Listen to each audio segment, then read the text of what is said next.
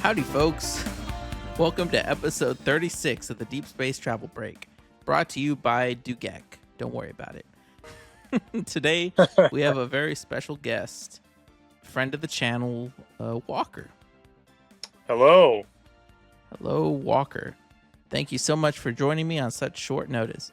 Now, normally I would record these podcasts without a guest because I'm antisocial. But Right. I thought, Nah, I was just agreeing with you. Continue. okay, yeah. Famously antisocial. But I thought today's conversation would be great to share with someone and get someone else's perspective. Before we get to the topic of the show, I want to first thank all of the valued members and great value members of the channel for your patience in the recent content drought we've been experiencing. And by we, I mean y'all, as I have not been producing any content for the last month. With the exception of a live stream I did last week, or this week, actually. Check it out if you're interested. I played through the entire Expedition 17.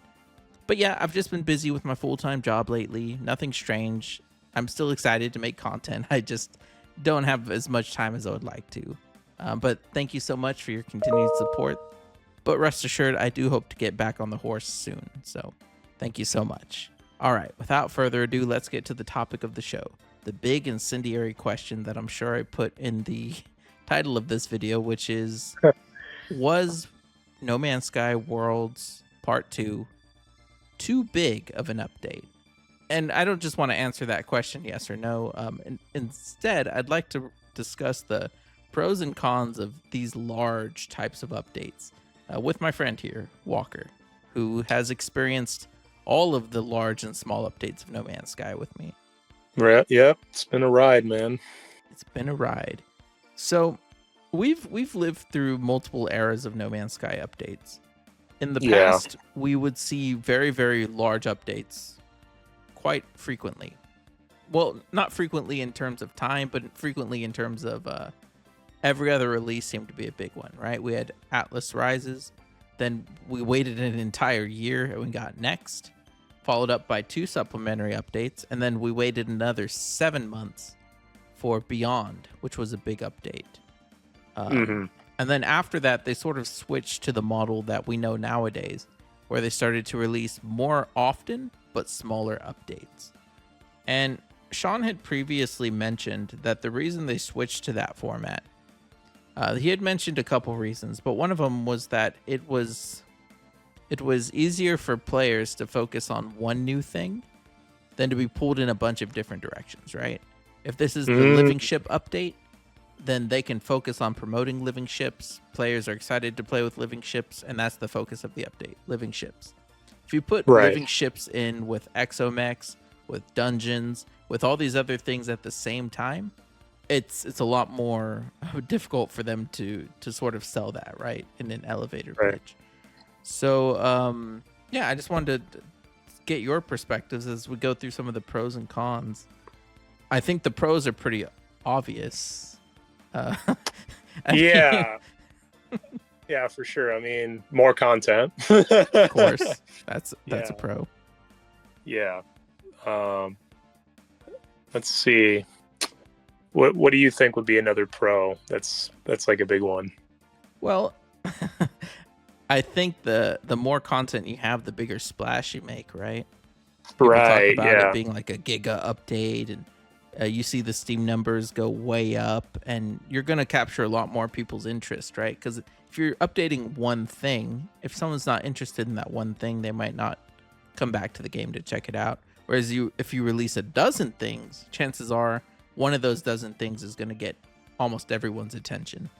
So, you make a bigger splash with more content for sure.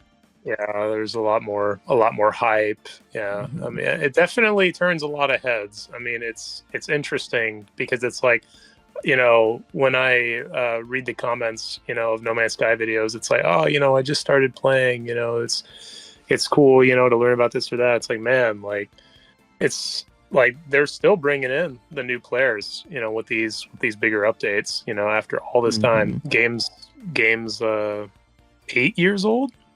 Or Let's see, released in we're coming up on the 9-year anniversary at this point. Coming up on the 9-year anniversary. All right. Yeah. Yeah. I mean, so there's definitely more impact and I guess more self-marketing there when the game is just like drastically expanded like it has been, especially with Worlds Part 2. Yeah, I think there's a better chance that larger media outlets are going to cover it or write some kind of clickbaity title or do something like that, right? Or even that content creators will stream it or play it, right? If there's a bunch of new stuff and it's really hyped. Yeah.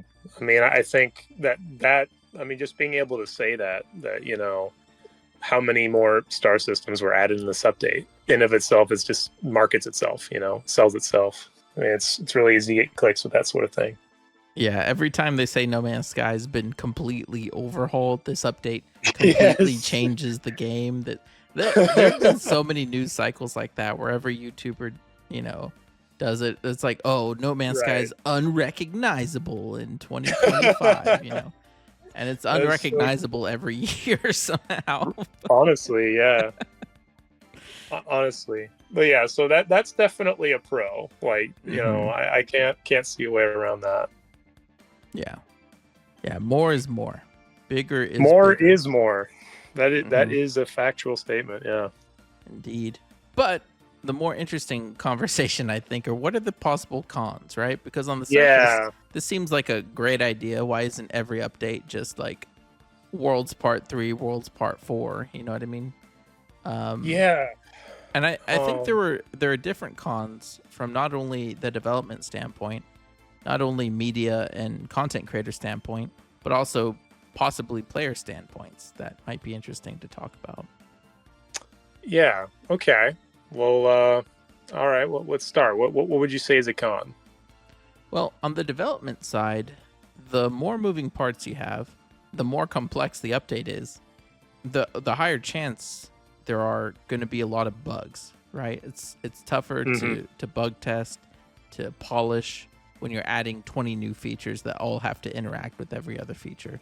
Whereas if you're focusing on one area, one type of update, it's a lot easier to sort of account for those issues, I would think, right? And so it's possible that the bigger the update, the buggier the update, which of course also has a negative effect on players, right? You're excited to do all these new things, and then it's just you're getting weird graphical bugs, weird issues that don't even seem related to the new stuff, but completely make it unplayable until they patch it inevitably. Yes. I mean, it's like that conjures up some bad memories of, it wasn't in this update, but I mean, back when lightning storms were newer, right? Like there was one update that came out where I would just get repeatedly struck until I was dead within like a span of a second. That was pretty funny though. They should bring back those types of storms. Just make it like a really rare occurrence. That should be gas giants. When gas giants get like a special storm, like a big red, what's the one on Jupiter called? The big red dot? The big red eye. Yeah. Storms on gas giants should just be unending lightning. Just a laser death beam. If you get caught in it, it's like. Yeah, I mean, you know then that like permadeath players would probably just never go to those planets out of risk of accidentally entering one of those storms. True, unless they and then they add a piece of tech that's like a lightning rod or something. Well, yeah, I guess then you would be turning something that was, you know, like kind of was originally bug into a feature, right? And then you introduce like I guess a technology. You know, it's a part of that. And that's where you make it an end game planet. You make it so new players who don't have lightning rods just get obliterated. But then you would have to justify even going there. Like, why even risk that, you know? Oh. Yeah, there's not a good reason to visit gas giants, really, unless you like what is it? Like condensed helium? Is that what that is? I think you're crystallized helium. Crystallized helium. Yeah. Yeah, crystallized helium, methane, and quartzite can spawn on those planets. but they spawn on any purple system planet, I think. So yeah, so far there's not a great reason to visit them other than how cool they look. And we finally get like higher gravity gameplay, which is nice. Well, that's something I've been wanting for a long time. But I feel like this is a good point to point out that that some of these features, when you add so many features in one update, some of them kind of come out undercooked. You know, like gas giants are beautiful to look at. That's something that people have been asking for a long time, even though like there was a question of whether it even made sense in a game like this. But I'm certainly not complaining that they're in the game. They're really cool. But when you land on them and you have that initial experience, wow, this is such a hostile environment, you know, really hazardous conditions, and you're kind of like, but outside of just wanting to be here, just to say that I came here, just to see it with my own eyes, why did I come here? You know, you have these resources, but once you grab them, it's like, is there ever a point in really coming back? Yeah, I feel you. I mean, they're beautiful from the outside. They're almost better as backdrop for their moons than as actual like gameplay spaces, since they all look pretty similar. Yeah, and they play pretty similarly.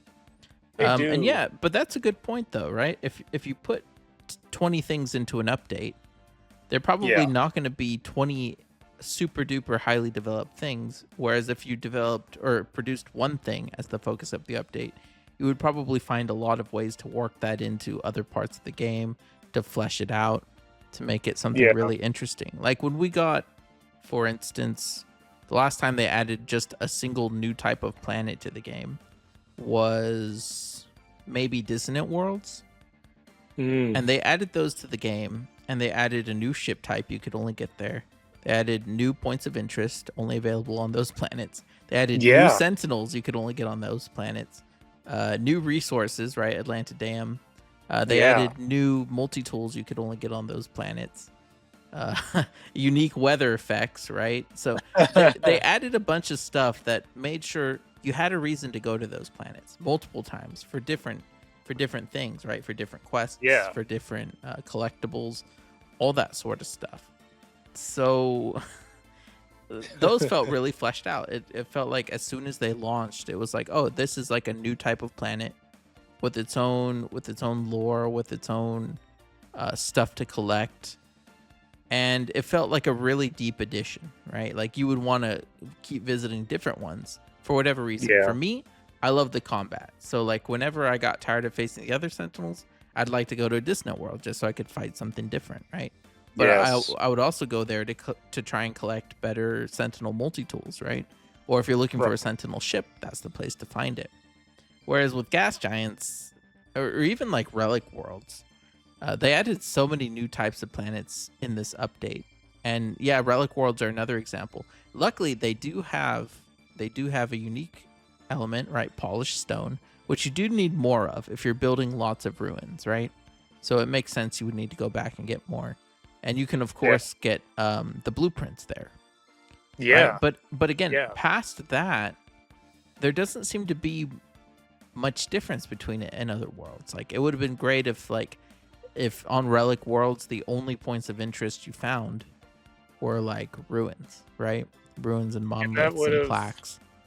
Yeah, and that would have been maybe a good opportunity to kind of, reintroduce more. Like, because we have those ruins that we can excavate, but it's kind of like the same model every time, and it's like that might have been a good time to kind of you could even take the assets that they added in, like these stone structures, and maybe buried some of those and just had them in different configurations and stuff, or even take it out of the point of interest, and you just hide the chests around the planet, spawn them just like the blueprint generators, and then you also spawn the little chests that hold keys. So then as you're exploring, you're picking up keys, you're finding chests, you're digging. I mean, turn the whole planet into a big archaeological dig, right? That would have been really cool. What they did was still really cool, and it's one of the most beautiful new planet types, and there is unique stuff to discover there, like almost more so than the Gas Giants, but it still feels a little like it's almost like, why are these here? Like, I love them. I would never complain about them. I've been asking for them for years, Yes. in almost the Yeah. exact form that they came. Right. But you have to wonder if this was like the Relic Worlds update, you know what I mean? No Man's Sky Relics or something. Would there have been more there? And I would imagine probably. Probably. Yeah. I mean, that's a really good way of putting it, actually. Because when I think about this planet type, especially when you were kind of like contrasting it with like those new Sentinel planets, it's like, man, there is a lot of potential for even just that one planet type that is worthy of an entire update, you know. And I mean, obviously they can continue to adapt, you know, like, or add more features to these planets. But it's like, you know, we always run the risk of, I mean, I think it was Nolopata actually talking about how the, you know, like cooking was added, and then they didn't really do anything with it for a long time. And they finally, you know, did like update it like in this update, but it just kind of sat there for a really long time, and it wasn't terribly useful for a long time. You know, I know it was like a passion project, you know, for one of the developers, and I think it's really cool. And you could tell just by the design of it that they really care. But at the same time, it was like, if you're kind of looking at it practically, it's like, well, unless I just really like this gameplay loop, there really isn't much here for me. Kind of like similar where we were looking at these gas giants. It's like, well, unless you're just really into gas giants, there's no real reason to go there. Yeah. Other than like maybe one time. Yeah, exactly. To go there, put your flag down and be like, I landed on a gas giant. And then... Yeah, I made a birthday cake. Exactly. Yeah, that's a good comparison. Yeah. And I am really glad that they really overhauled cooking a bit with the new recipes, with new places to cook. You can finally cook on the Anomaly, which is like, yeah, that's supposed to be a social hub. Like, cooking can be more fun when you're just hanging out at the Anomaly. Yeah, there's more to do with Cronus. You can cook on your fishing skiff. You know what I mean? They added a grill. Wow, yeah. I forgot about that one, actually. Yeah, and then, of course, the nutrient ingester just makes... Now it's like you have a reason to cook besides nanites or renown, right? Although now you can get titles and things as well. But yeah, it's like they added more incentives. They hooked it up to more systems. It's more integrated. And, you know, I think they will get there eventually with Gas Giants and Relic Worlds. Not that they have to. Like, that's the thing. I'm playing devil's advocate and saying, like, oh, wouldn't it have been better if they did all this? But, like, I don't want people to think I'm not happy with Gas Giants. They look really cool, which I'm cool with. You know, I like to see new sites. I mean, a lot of travel in the world, in our world, comes down to, oh, this Walmart looks different than that one. You know what I mean? It's a new experience. Or maybe that's just us driving across the U.S., right? Yeah, exactly. I mean, oh wow, these state highway signs are a different shape than my state highway signs. Yeah, I mean that's the main incentive over here, you know, for sure. But I mean, yes, like it is an exploration game at its core, and so we are, you know, looking for, you know, new sites and things like that. But I do think that when you, as you were mentioning earlier, there are examples of updates that were implemented that were very fleshed out. And I think there's a good excuse here for adding, you know, for some things seeming like they're not as fleshed out because there's so much content. But that's, you know, we're talking about the pros and cons, right? We love to see more content, but hey, like, you know, is this the way to go, you know, with future updates, you know? And of course, you know, we're just, you know, gamers who enjoy the game and we want to talk about it. And so it's like, you know, obviously Hello Games, they're going to do whatever they're going to do. But, yeah. And I'm usually pretty happy with what they do. Yeah. I'm still mad about them taking away hazard protection from Exocraft. But other than that, I've liked most of their updates. Yeah. I mean, I remember, I was pretty disappointed when I think it was Waypoint came out, and suddenly I couldn't have 6 technologies, you know, Ooh, in my yeah, that hit a lot of on my people ship. hard. Yeah, but you know, it's like I there was a lot to love about that update. And they sort of You know, solved it by giving us more types of upgrades we could install. So you could install like, like Sentinel ones and like different types, like autophage ones. And even though they upgraded the same stuff, they didn't like overlap, yeah, and they also added supercharged slots, you True. know. Yeah, that was cool. That makes a significant difference. Mhm. So that's pretty cool.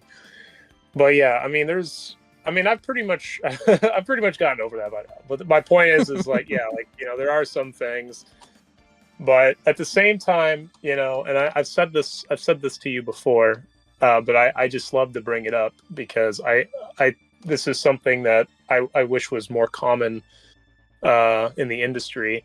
They're not charging for any of this. You know, you buy the base That game, is correct.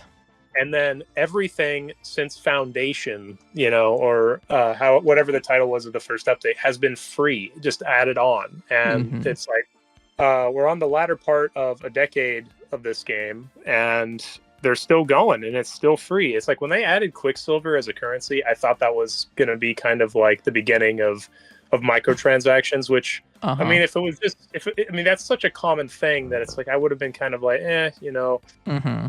if they do that. I mean, that's everyone does that, but they didn't even. That's not even what happened. Like, it really is just like a special currency, mostly for just cosmetics that you are meant to earn in the game.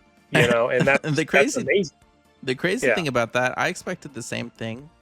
And yeah, then not only is Quicksilver only earnable in game, but unlike nanites or units where you can grind those really easily and exploit and find some cheap ways to just get billions.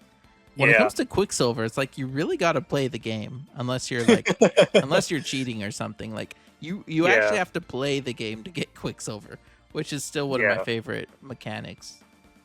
Yeah, I mean, Yeah. that's a good point. Like, unless you're literally just like editing your save or something like that, you know, Yeah.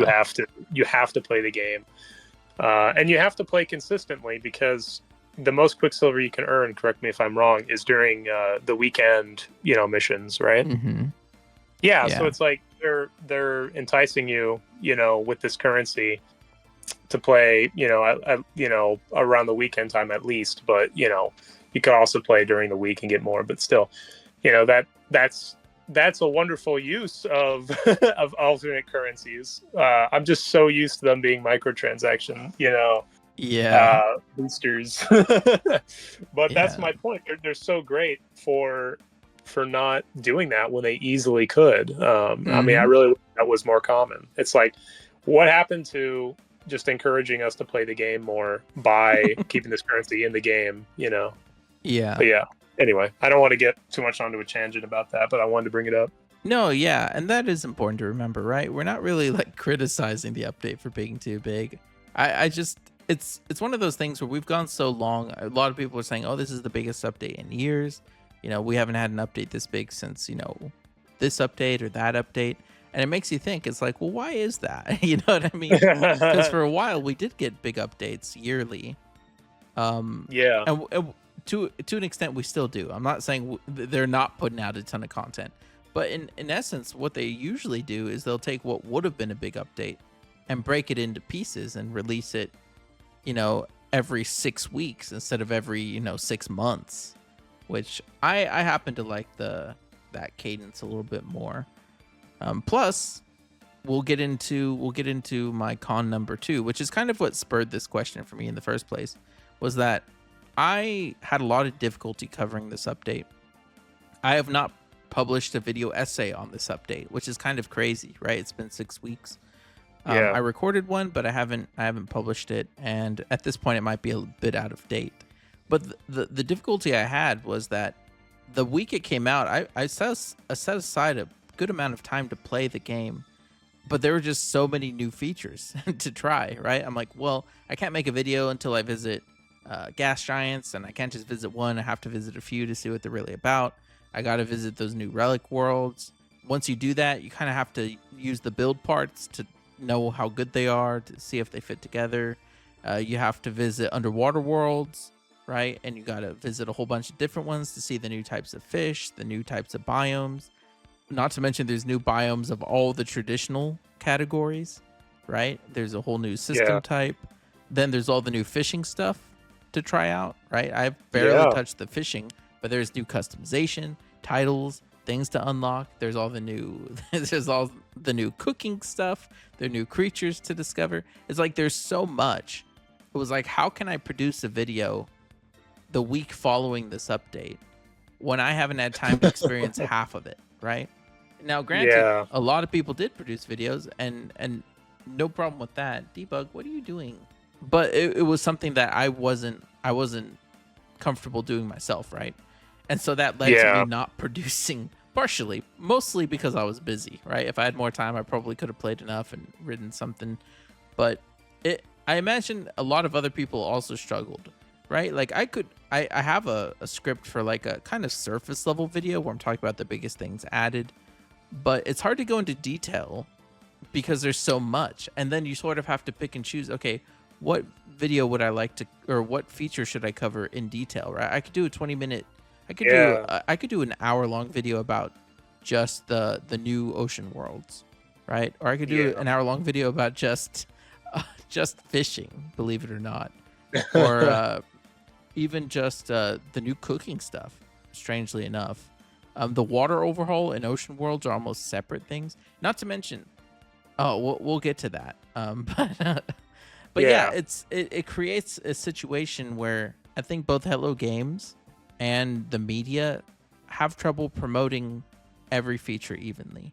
So the chances are you're going to have something that someone put a lot of time into, worked really hard on, and is like a really big addition to the game that just gets completely overlooked because gas giants, you know what I mean? Gas giants look good in pictures. They're an easy thing to sell. We've always wanted gas giants. But there are other things that are really important that just get overlooked when you have this many new features. Yeah. I mean, absolutely. I mean, like, and I kind of wanted there was something I thought of when you mentioned that it was hard for you to actually sit, have the time to go and play the game and see these things for yourself. I was watching a video by Jason Plays, and he was talking about how he was struggling to find, a world with all those ruins just to make his video. He was getting really bad luck with that. I think I've had better luck than him in regards to that. I've seen a couple, but same. But it was like, I mean, it is hard to get out and try some of these features when there's just so many at one time. But at the same time, as I'm saying that, I feel like it's like a kid complaining that he has too many presents to unwrap. So, Right. This is one of those cons where it applies to Hello Games as far as promoting their work. It applies to content creators and maybe even to the media, but to players, no, you can't have too much content. No, that's definitely doesn't apply to players. Yeah, I mean, this game, if we're going to go like fully turn that into a pro, like as far as the gamer's perspective, it's kind of like there is a kind of magic and mystery that a world full of stuff you haven't seen has, and I guess in this case, a universe full of stuff you haven't seen. I mean, I think that's how No Man's Sky is supposed to feel. It's supposed to feel like there's more stuff than you can ever see in it. Yeah, and and a big update like this does kind of build that mystery, because when you have a very focused update, that I guess that's a con of a focused update, is that a lot of players, they come back, they do the one new thing, they max it out or they collect all the whatevers, and then they stop playing until the next update. Whereas something like this, you're constantly bouncing back and forth between new features without even realizing it, really. You know what I mean? You're doing all these things, and then you start cooking and you realize, oh wait, like Cronus like has new interactions. I completely forgot about that. You know what I mean? Oh, now I can get new titles from cooking. Okay. And then you're like, okay, well, I'm gonna go like cook some fish. Let me get some fish. And then you go to fish, and you're like, oh wow, I can get new titles, I can customize my lore. Now there's boss battles tied to fishing for some reason. You know what I mean? It's like, it's stuff that you forget about because you're like, oh, I gotta go see those new gas giants, gotta go see those new relic worlds. And then it's like, as you're playing, it's like you're discovering these things that, yeah, they're in the patch notes, but it's hard to keep all of it in your head at once. It really is. So it does build. Oh, I just got a sparkly sound from Streamlabs, I guess. Oh, I got a new subscriber. Wait, is that what it was? Yeah, could you hear it too? No, I couldn't hear it. Oh, that's funny. Yeah, someone named Sam has subscribed. Thanks, Sam. Oh yeah, back to the discussion at hand, though. Thanks again, Sam. Yes. Yeah, so it's one of those things where it can sort of be a mixed bag because you also run the risk of maybe you are a player, right? And you're playing all these things and you do play, your 30, 40 hours on the update and then you stop, but you actually missed some cool thing that was added. You know what I mean? That maybe you would be interested in and maybe you have been hoping would be there, but you didn't know to look for it. You know what I mean? Yeah. But then again, that leaves a surprise for you to find later. One could argue. Yeah. Right. I mean, it's almost kind of like this discussion is kind of convincing me that, when you're adding content, it is really hard to find reasons not to add that much. But it's like, yeah, like you did make a good point, though. It's like they did do these focused updates and then they did this. So why? That's something I could be kind of interested to find out. Like, why did they decide to do it this way? Like with worlds. And I mean, you think it was just the most practical way to do it because a lot of this tech is being ported from Light No Fire, or? I think it was practical for them. I think it got to a point where they were adding so many systems and adding so many new things. It's sort of a question of, okay, well, if we're going to add these things in the next 12 months and it's going to require us to like make additional space for this in the algorithm or rewrite how this works, we might as well implement it all right now. And then I imagine that they are going to add deeper systems to some of these things later. Because like when we look at infested worlds, those were cool, right? They were okay. They were visually distinct, but they didn't really have much going on gameplay wise that set them apart. That's true. And then eventually they added the little baby worms from Expedition 4 and made those exclusive to those planets. So it's like, okay, that's pretty sweet. Yeah. And they make them, now they're pretty much like worm worlds. You know what I mean? You're more likely to see, you always see Titan worms there. You run into the little babies. There's lore you can pick up from fighting those boss battles. So, I mean, they eventually made those worlds feel more important and more interesting to visit apart from every other world, apart from just being a visual difference. And I think they can do the same thing with gas giants and even relic worlds. And again, they've kind of done it with relic worlds. There is some stuff to discover, but I do think, see, I'm just a sucker for ancient ruins. I do want them to push it further. You know what I mean?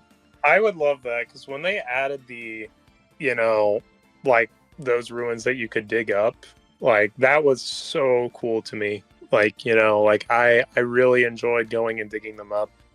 I would just kind of love it if we had more stuff like that. That was more varied, more procedural. Yeah. And this really, and that's the thing with 90% of No Man's Sky updates, the issue isn't what they added, it's what they could have added. I know, and that's the thing. Yeah. It's like they always give us more than we expect, but then the more they give us, the more we want, right? Yeah, it's like they made a game that's like it has become almost like a platform that just has so much potential, and they're constantly showing us how much potential it has. And it's like, man, they're really broadening our horizons. It's like before No Man's Sky came out, they all had us kind of imagining what it could be, by kind of describing what they intended to do at that time. But now it's like, instead of talking, they're just showing us, what it could be and giving it to us. And it's like, man, we still dare to dream further, Yeah. Yeah, the fact that we even talk about like how they could deepen these features is Yeah. proof that we know they could. You know what I mean? We know they could. I Yeah. used to be back in the day when people would beg and beg and beg for multiplayer. I used to say like, how? It's a single Yeah. player game. How do you expect them to rig this entire single instant, single player, procedurally generated universe to be synchronous multiplayer? Like, how would they even do that? And then they did it, right? Mm. And every time there was a feature where I'm like, well, how would they even do that? They eventually did it. And so now it's gotten to a point where I almost feel bad, but I just assume they could just do stuff. You know what I mean? Yeah. I mean, every now and again, I see something a bit unreasonable, right? People will be like, well, it'd be great if we could like get a planet editor where we could terraform the entire planet and place structures. I'm like, okay, chill, chill. Yeah. But you never know with this Hello Games, Maybe we get planet editor next year. That's a really good point, though. Yeah.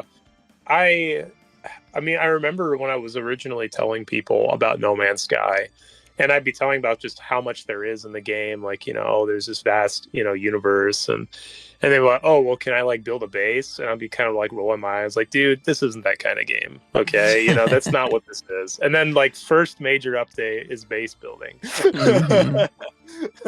Exactly. Something they said they weren't gonna do. Exactly. You can't even trust that things they said they won't do that they won't do, because they've already gone back on that. Yeah, and the only thing maybe I shouldn't be saying this, but the only thing I don't have any faith in them doing is updating settlements. Why is that? Well, now I want to know. Why is because they still haven't added them to the Nintendo Switch version of the game. It's the only only feature besides multiplayer, the only feature that didn't make it to the Switch version. There are no settlements. Is there a technical reason that you know of for that, or not that I know of? Yeah, I just assume that they're really hardware intensive to generate because they have more NPCs than like anything else in the game. All of the geometry is completely procedural, right? So it's not like space stations where most of it is like can be preloaded. So there's and then you have so many doors that open, right? All those doors. You have pathfinding on planets for NPCs, right? So it's not even like a space station where you use the same nav mesh for every instance. It's like it's generated. You have the lighting that's generated. Each one of those NPCs, unlike the ones in space stations that either stand around or walk around, a lot of them have like jobs and things. Like they have routines where they move from their workplace and then they move to the bar in the evening, and then you know what I mean.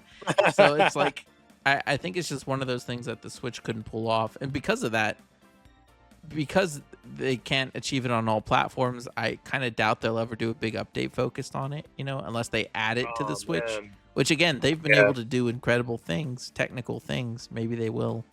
But that's the one thing where I'm like, I don't think we're gonna get the big settlement update that I really, really, really want.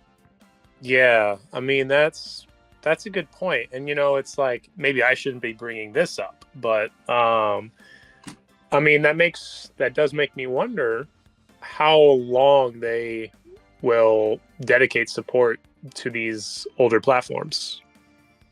That's a good question. Yeah, because we're well into the PS5, Xbox Series X generation, and they're still supporting Gen 1, PS4s and Nintendo Switches somehow, and they're keeping content and feature parity with that one exception. There's two exceptions. That's a good question. I don't know how they pull it off, honestly, but I suppose we'll kind of see maybe what the difference will be in Light No Fire. If that doesn't come to Switch, we can assume, like, if it launches PS5, Series X, PC, and just ditches the old consoles, I'm hoping we'll see something that just wouldn't be possible in No Man's Sky, Yeah, this is coming from a guy who still plays his PS4. I think we're getting to the point where they might need to cut the cord, because it's kind of yeah, like there's just so much potential, that this game has, and we just don't want, this older hardware kind of dragging it behind. And plus, when you think about it, Nintendo, I think they're, I've heard rumors, like there's probably a lot more information now, I just haven't kept up with it, about like a potential successor to the Nintendo Switch. So it's like we might finally be getting to that point. We're already over halfway through the PS5's life cycle. I mean, it's like they're. I want to make this clear. I love that they're maintaining support on these older platforms. It really shows me that they really care about the players who are still playing their game, because no one's buying more copies on a PS4. You know what I'm saying? Yeah, people might be buying it on the Switch, but used copies most likely, which they don't. Used copies, which they're not making any money on. But they want to support those people anyway, and so I want to make sure. I do want to make sure that that they have all the accolades for that. But at the same time, it's like I think that they've proven that they're very creative and they're very clever, and there's so much that they can do that I just don't want hardware to limit them, and to inhibit their potential new features, and that's my whole point with that. Yeah, I agree. I'd love to see what they can do when they're not worried about, because they're pulling off magic, literal magic, with very limited hardware. Imagine what they could do without that limitation, right? It's like, oh man. Yeah. I mean, I think that they definitely started with a good philosophy, because it's like, wasn't Elite like they're like one of Sean's inspirations, like like for No Man's Sky? It's like, like there was a lot of game there for something that was was on very very limited hardware, like the one that was made in like the 1980s, I believe. The original Elite. Yeah, the original Elite. And it's like, but there was, obviously like a lot to explore even in that. And so it's like coming at it with that mindset, And then at the same time, they made their own, I believe they made their own like engine, or tool set? Pretty much, yeah, because Sean was an game engine engineer at EA. Wow, okay. So yeah, he was comfortable writing his own code base. Yeah. Something like that. Yeah, I mean, it became Electronic Arts. I was just referencing. I think he said it was. I mean, you probably know better than me. I don't know why. Oh, yeah. You're saying Criterion Games before they were acquired? Yeah, something? Yeah. And I think, like, if I recall his story correctly, that was like part of, kind of a sign to him that that's not where he wanted to be. It was becoming too.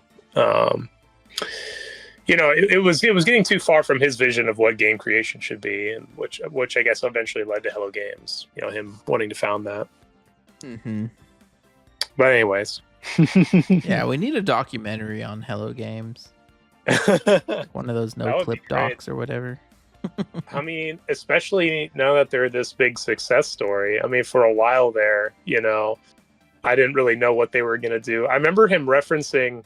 Well, not a reference, it hadn't happened yet. I remember him saying before No Man's Sky came out, like, oh, well, if they like it, we'll continue to update it. If not, we'll just do the day one patch and run away. And like, but that's not what they did at all. Like they really faced quite a negative reaction to the release, and they just decided to, I don't know what went on behind the scenes, but I guess they just decided to update the game anyway and make it the best possible version of itself that it could be. Yeah, and now everyone loves them. Yeah, so glad they did. Yeah. So Walker, did you have any other cons or possible cons to larger updates that maybe I hadn't touched on yet? Well, I do think I think we hit all the major things. I mean, I did have this idea that people's expectations might become too high from receiving this much content at once. It's like, That's whatever true. comes after this, unless it's Worlds Part 3, it's gonna be kind of like, like yeah. Yeah, it's gonna seem small, even if it's not small. Looking at the big picture, like it's not gonna be. It's gonna be a little bit of a letdown for some people, especially if you're a newer player and this is like what you think an update is normally. Maybe, It's yeah. like think about it like this: if they release something akin to the living ship next, even though that would be, in our opinion, a pretty full update, it's like, wow, like, okay, you just added one thing, that's it. Okay. Not to shit on someone else's parade, but I saw Elite Dangerous release their roadmap. And I Yeah. think they said they're gonna have like a new feature at the end of the year or something. I just think the contrast between that is kind of funny. Yeah, I feel like it's interesting because Elite Dangerous is like an entire discussion unto itself. Oh boy. But yeah, like that's worth maybe a whole other episode if you ever want to get into that. But yeah, like that's so true. That's really funny. Yeah. Yeah, maybe we should. That could be an interesting conversation.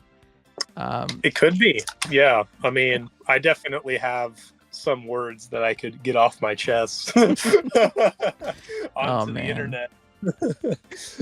Well, like going back to your point you had made about possibly setting unrealistic expectations. That used to be such a big issue in this community. I remember that there were genuinely good updates that all they did was make the game better. And people were disappointed because they weren't bigger. Like when Fractal released, so many people were disappointed with Fractal because it didn't have any big headline feature. It was just a lot of improvements, a lot of quality of life. You know what I mean? It made the game better in practically every way it touched. But people were disappointed because they thought it would be something much bigger. They thought it would be procedural generation. They thought it would be new planets or something. Especially with the name Fractal, right? They're like, oh, it's got to be like more things multiplying.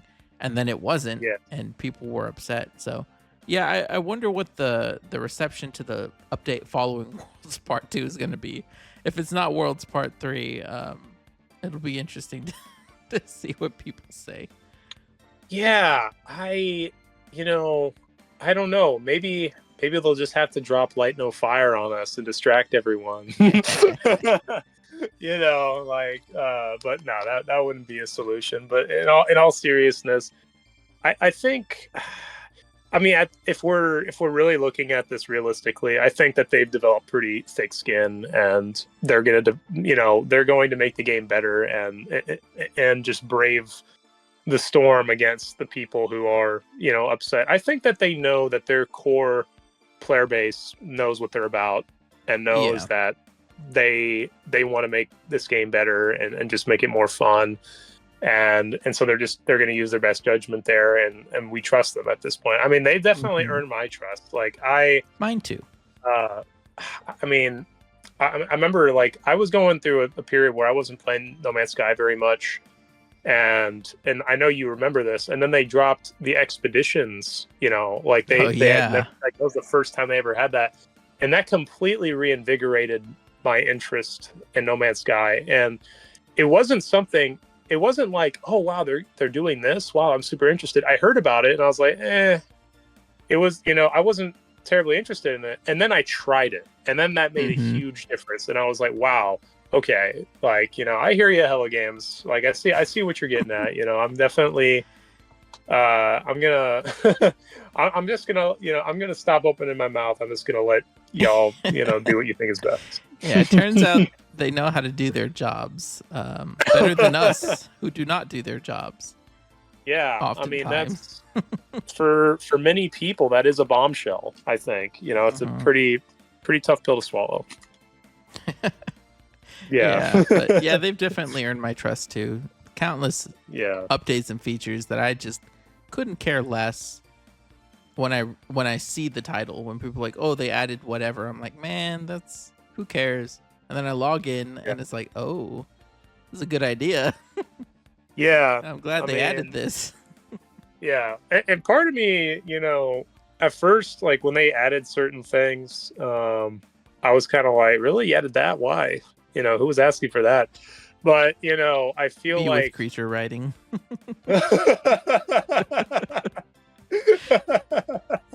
I will say, before you have a good jetpack, it is a nice way to get around, like early game. Yeah. But in defense of that, but I almost feel like there's a charm to certain things like that, that are, and that's why, like, I've had this ongoing joke with you. It's like, when are they going to add like Gek hairstyles? I mean, it's like that would just be like exactly the kind of, pointless, charming thing that, would only make the game more enjoyable for, different reasons. Yeah. Yeah, I do love those out of left field updates where it's just like, huh?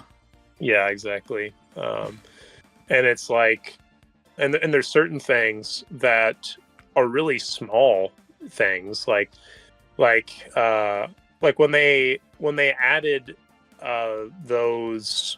I mean, I know this is really big for you, but like when they added those poster assets, right, and you could put them in your bases, like that was so cool, and that was just a little thing. There's just little things, right? Like, like in addition to adding like, the posters stuff that you could put in your base and just add that bit of personalization, they added things like assets that like emit smoke, right? And remember, like when the freighter update came out and we were like playing around with that, like clipping those objects. It's like, man, even little things like that, make a big difference because there's just so much you can do with them, and you just have to use a little bit of your own creativity, play the game, not necessarily have the game play you all the time. Okay. Non-linear thinking. Sure. Yeah, No Man's Sky's great at giving you just a box of toys to play with. Yeah, like it's a little bit more sandboxy in some ways. Okay, I had one more con, and this is the dumbest of all. This shouldn't even affect it. You ready? Yes. I am ready. Yes. So, the bigger the update, the longer the patch notes, the bigger the patch notes page, the more likely it is to crash my browser.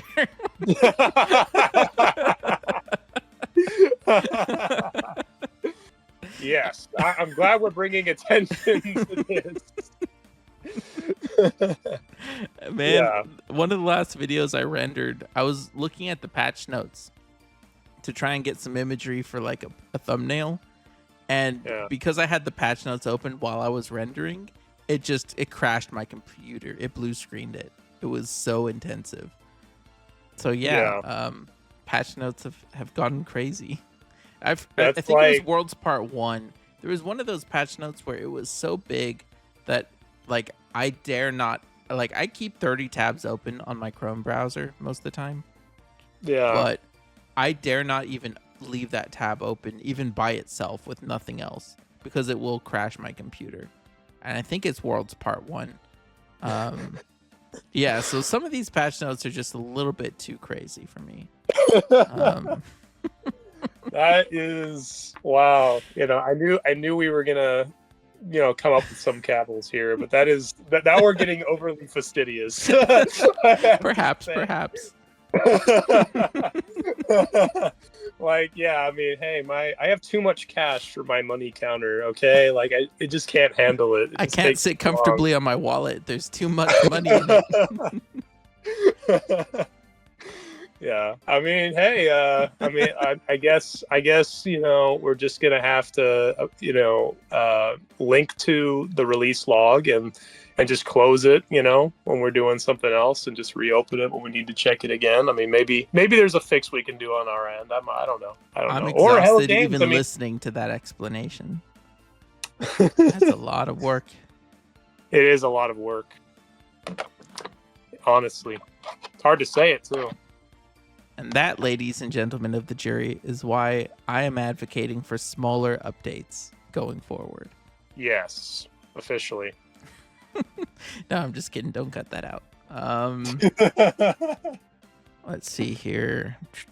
Well, those are my main like quote unquote cons, right? Reasons why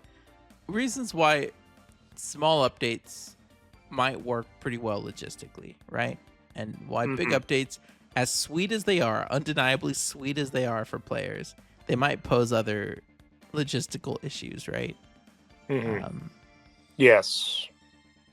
Yeah. Or maybe this was just my excuse to whine that it was too hard to make a video, and that's why I don't have one. And it's all Hello Games' fault because they gave me too much content to cover. Wow, wow, wow. Wow, wow, wow. Yeah. I mean, I think it was an interesting kind of exploration into how something that just seems so obviously a good thing might have some drawbacks, even if overall we loved it, and we want more things like it to happen. For sure. Yeah, I think, I mean, I will say that, hey, I mean, Kanaju, as far as content goes, no one else was covering that, that idea. So, Woo. That was an overlooked thing, that we just discussed. Will it be so overlooked that no one watches this video? We will see. Hey, if you're watching this video, feel free to leave a like or dislike and your thoughts on the matter in the comments below. I'd be interested to see what other people would consider pros or cons, because I'm guessing someone's thought of something that you and I didn't.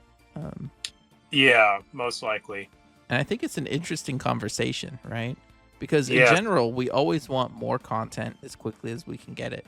But at the same time, like, you have to wonder if certain things might be better piecemealed out. You know what I mean? Focused on, released separately, maybe fleshed out a little more. Yeah, I mean, we did discuss it, but I mean, I thought you brought up good examples of past updates that were really fleshed out.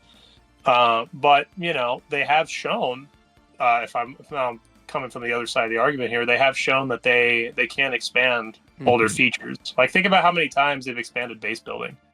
Many times. Yeah, and that's just one example. Their first update, but yeah, that's true. Think of how many times they haven't expanded settlements. Ooh.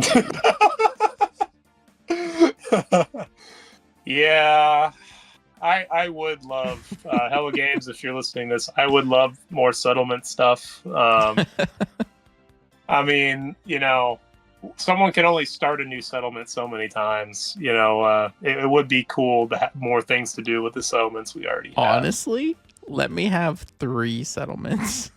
So I can have one of each type. That's like my big ask. That actually would, yeah, that'd be interesting.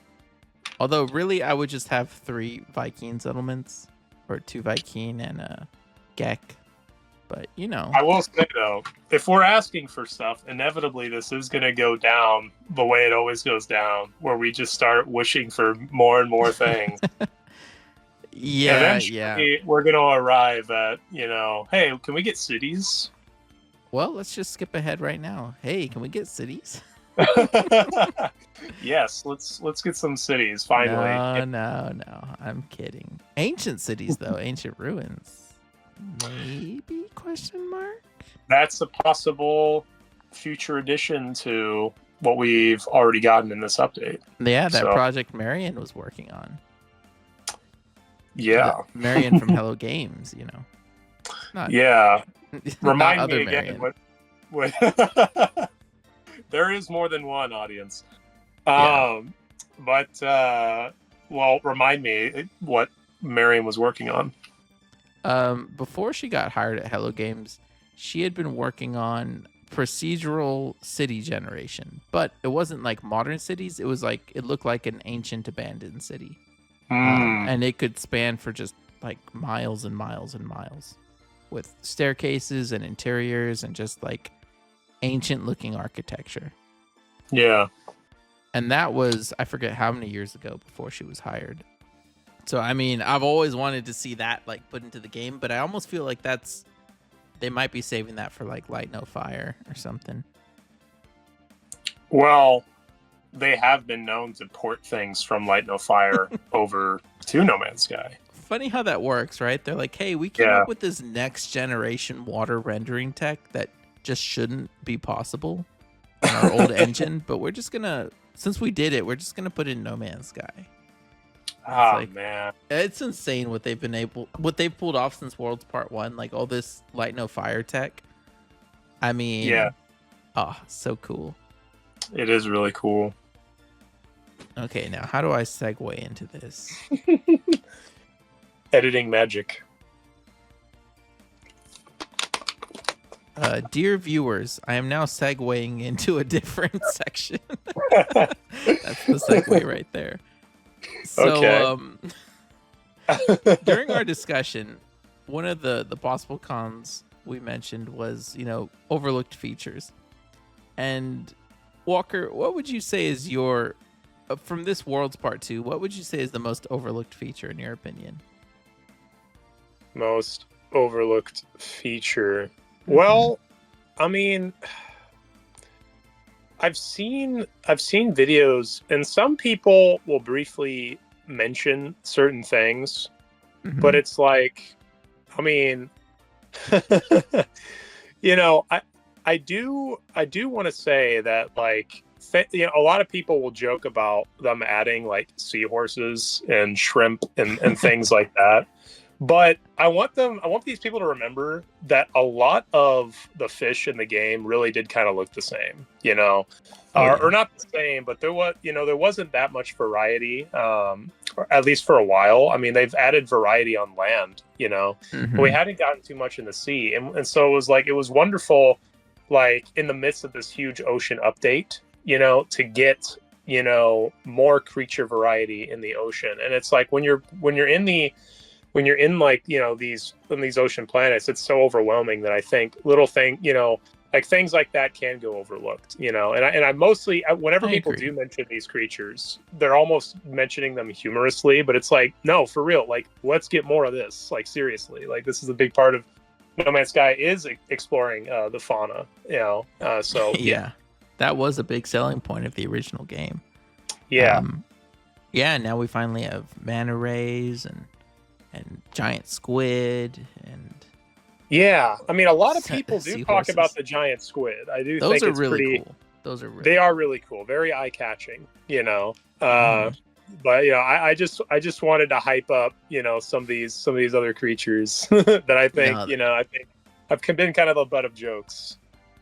No, I think that's awesome. I remember one of the first, or back in the day when my channel was a lot smaller, I had a video that did pretty well, and it was like top 10 or 15 overlooked features from No Man's Sky Outlaws. And do you know what I put on the thumbnail for that? What? It was a little squid creature that they had added. They had added some new underwater fauna. And I thought that was an overlooked feature because, like, Outlaws would get the new stations, all the crazy new stuff. But it was like, but they also added like these little jellyfish things and other such, or not even jellyfish. I think they re-added some of the old sea creatures that looked kind of weird. And I thought that was a big deal because I was like, guys, we're getting new fish for like the first time in years. Like, this is huge.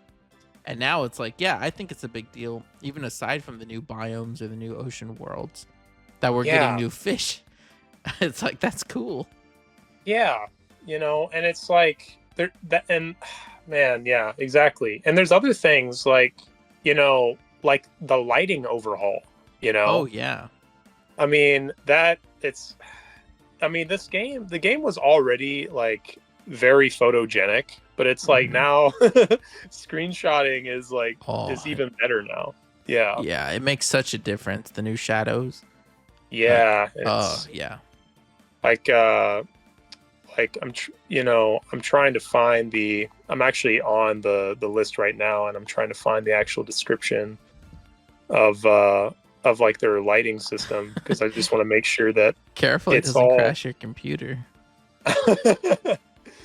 All right. Lighting throughout the game has been deeply reworked, increasing the precision of light sources and how light is reflected and absorbed by surfaces.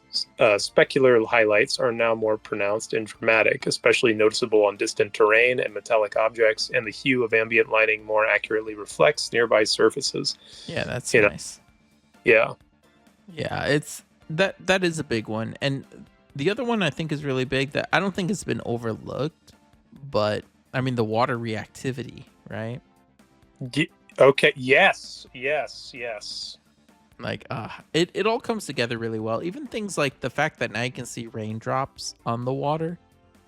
It's like that sounds like such a small thing, but when I was on a planet, like a tropical planet, I was sitting on my ship, which was floating on the water, and I was just watching the raindrops fall. It's like it was like a whole new experience for me. You know what I mean? It's No. Yeah. breathtaking. I mean, there are games that have water in them that do so much less, yeah. in terms of physics, that are still being made today and released today. I mean, because it's not just the rain is one part of it that is awesome, but you can also now wade through the water and it'll react to you. Mm-hmm. It's like you land on the water and now you're just seeing this this decent sized wave, like, ripple away, in all Mm-hmm. directions. It's really amazing. I mean, this is procedural water, people, like this, Yeah. like that's It's incredible. something I don't even think I've really seen something like that in a game like this. Nope. Yeah.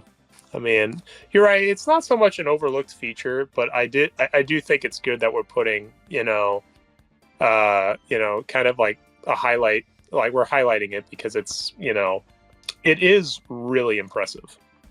Speaking of which, they also added variety to the sea foam.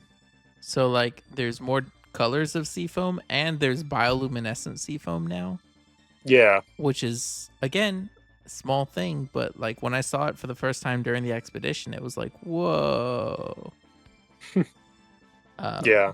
yeah, just little things like that. When they add so many things, it's easy to forget that they add those little things too. Another one that I think is really big and that people have been Yeah. asking for is we can now store starships and multi-tools. That is a really big feature. That's one that a lot Huge. of people have been talking about. Yeah, like I mean that man, and to think that their original vision was that you would just have the ship that you have and that's all you'd have. Ugh. In a universe with like a million billion ships, it's like you can only pick one. It's like that's no, don't make me pick. Yeah. Yeah, I mean it was definitely a very different concept at that time. But yeah, it's really cool because I mean, like weren't you telling me that you were feeling like you were going to have to get rid of your living ship, your first one, because you just were running out of space? Yeah, I mean, I did get rid of my second living ship at one point, and that's the thing. I haven't redeemed any of my expedition reward ships Yeah.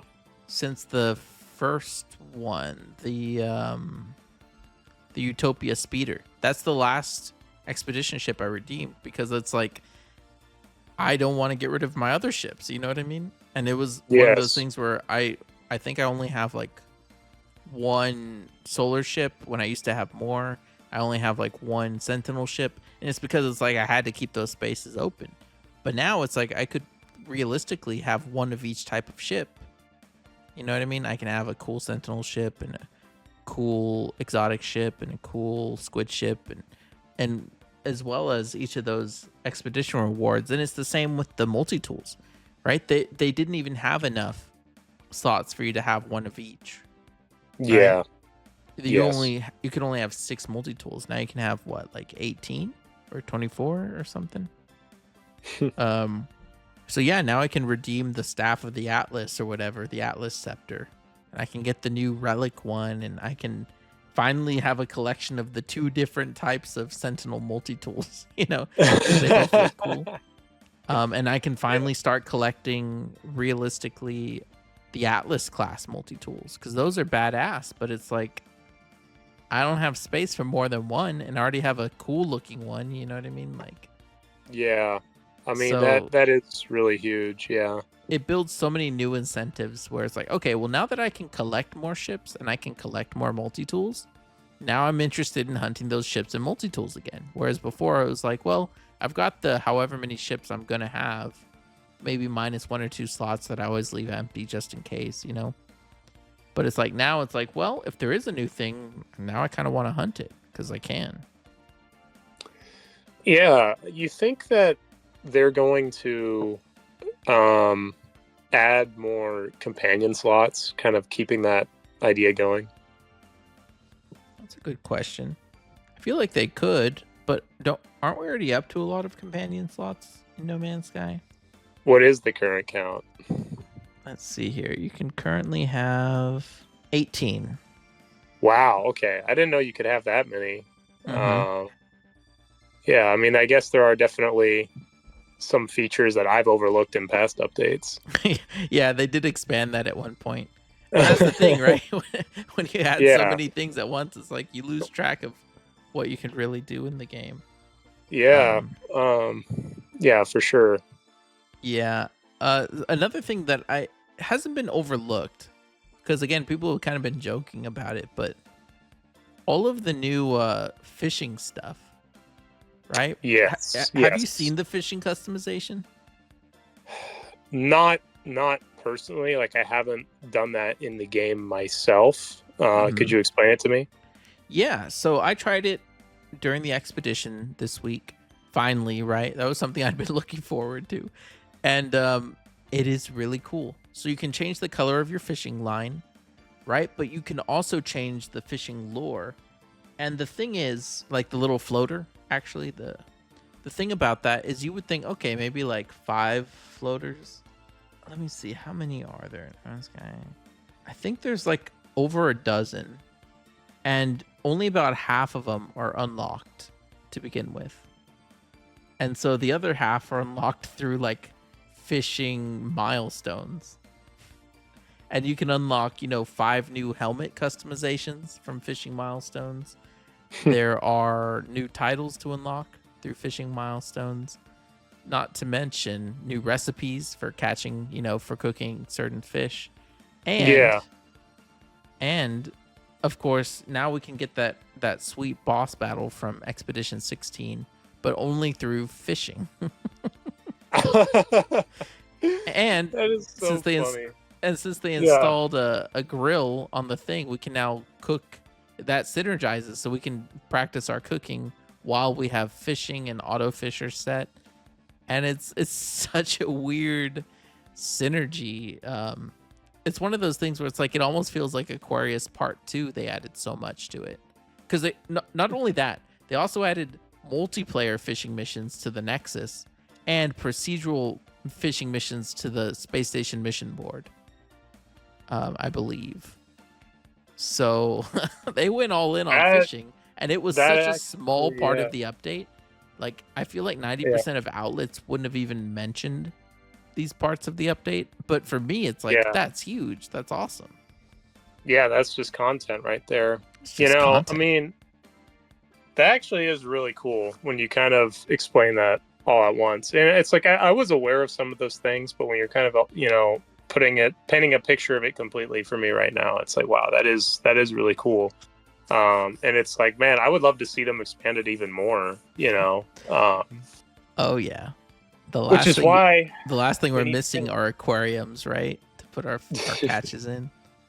That actually, that's a good point. An aquarium. It's like I would love to showcase all my legendary catches. Yeah. I mean, hey, it's like looking even further, it's like I think it would be interesting if they introduced some difficulty into it, like not like things that are like legendary catches are not only rare, like there's not only the RNG element, but there's also like, there's kind of like a skill check there, are you, do you have what it takes to catch that kind of fish, are you that good of a fisherman?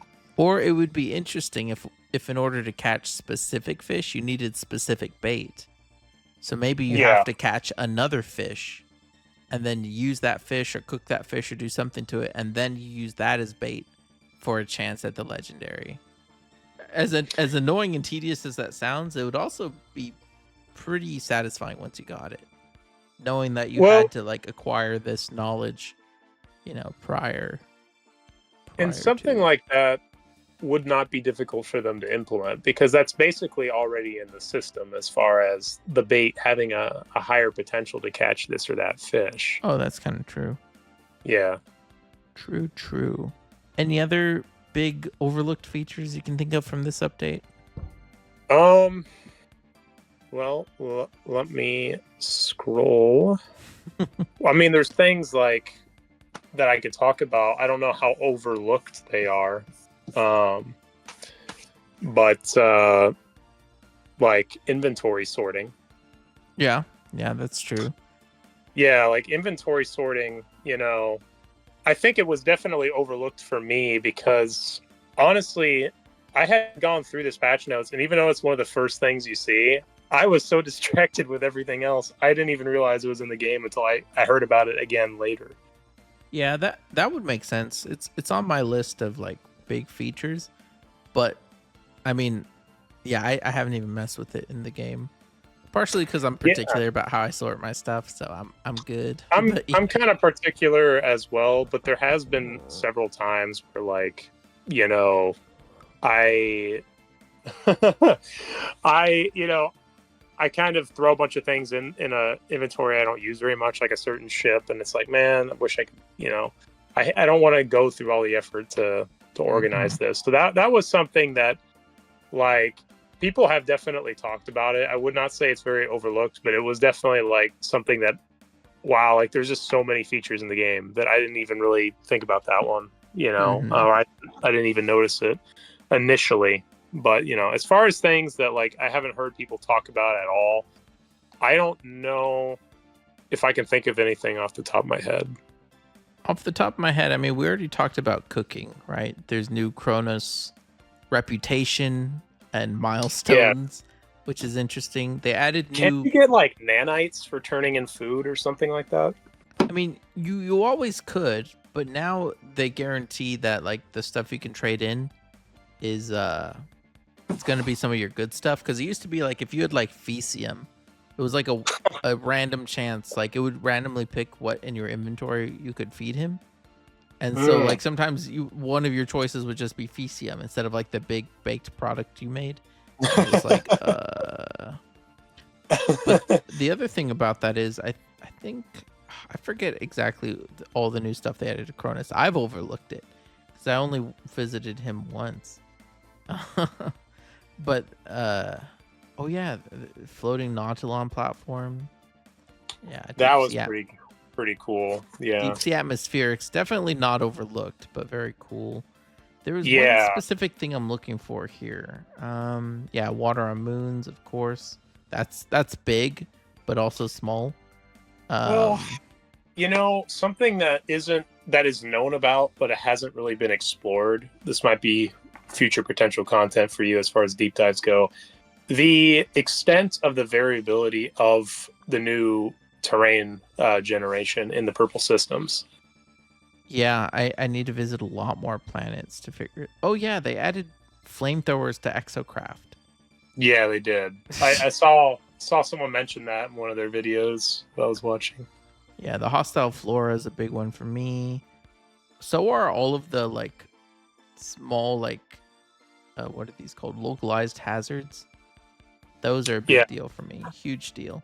But there's one specific thing I'm looking for. Yeah, this one. Giant alien plants have taken root across the universe, bringing diversity as well as eerie beauty to each of the planets they infest. I might have seen one of these planets. They look like a new type of exotic planet. I guess I haven't really seen one of those yet. That's interesting. Oh, they finally fixed the re-entry animation. That's cool. Fixed in what way? It used to have to buffer a bit, so you'd get like a low quality version when you entered the atmosphere, and then it would load in and give you the high quality version. But it looked kind of bad. Okay. Yeah. Well, I think that's like I think that's a good one, a good overlooked feature. Yeah, I'm glad they finally took care of that. And I haven't heard people really talk about that. Yeah, that's true. Is there anything else you wanted to discuss in this podcast episode. Well, if you'd like to give your quick thoughts on Expedition 17, I don't know if I'm going to do a review, so this might be the best chance for me to share my thoughts on it. But I'd like to hear your thoughts first. So here are my thoughts. Whenever I start an expedition, I want to do it, and especially because of, I want to get the rewards, and I want to keep up my streak of having done, all the expeditions. And so there's a good amount of motivation there, but there's always part of me that's kind of like, I don't want to get stuck in some of these tasks that are just very time consuming. There's some expeditions that are better about that, and some that are, not so good in that area. And but this one, I felt like, even though it took, kind of a normal amount of time for an expedition to do, it just felt so breezy.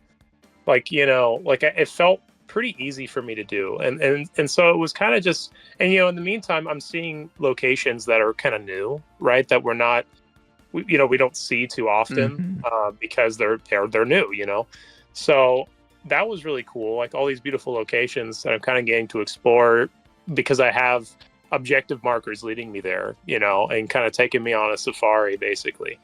And, and I'm seeing creatures I haven't seen before, just seeing all this stuff, and with really easy tasks. And, and I think I did play it all in one sitting, but that's also the kind of thing you could break up into, different sittings. And in that way, there wasn't much new stuff, but I did enjoy it for that. I think that kind of made me feel better about it. It was not like a just drudgery like some are, it was just kind of a chill expedition. Yeah, I have similar feelings about it. I'd put it off because I wanted to stream it, but I was also in the same boat of like, I am excited to try it, but I hadn't heard anything about like a narrative, so I'm like, oh, is it gonna be like another checklist expedition? Which it was. It 100% was a checklist expedition. Yeah. But yeah, none of those milestones were too grindy. Luckily. Yeah. It was pretty well paced, and like you said, we saw a lot of interesting places. Forcing you to sort of go down to the bottom of the ocean to get sea glass and visit all the moons of a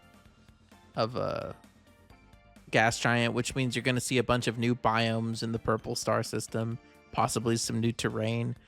I mean, it was a good expedition at sort of like grabbing your hand and like saying, look at this, look at this, look at this. That's a good analogy. Yeah, it would have been cool if, there was more unique gameplay. Like, me, anytime an expedition does something unique with the gameplay, not just the narrative or the setting, but the gameplay, I get really excited.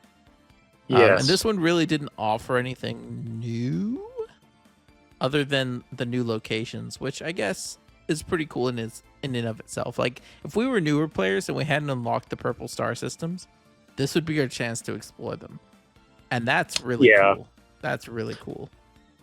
I mean, I agree, and I think it would have been more of a splash for players like you and I. And like many people listening, I'm sure that, if it had just been released a bit earlier, if it had launched a bit earlier, kind of closer to Worlds Part 2 release, because I actually, this, I wasn't able to go to the Purple Star systems when Worlds Part 2 launched. I had to do a bunch of grinding because I used to play on PlayStation, so, I didn't have a very built-up profile on PC. And so I had to go and grind all that out to get to the point where I could explore the purple systems. So, there was a good amount of time there where I couldn't explore them, but I finally did.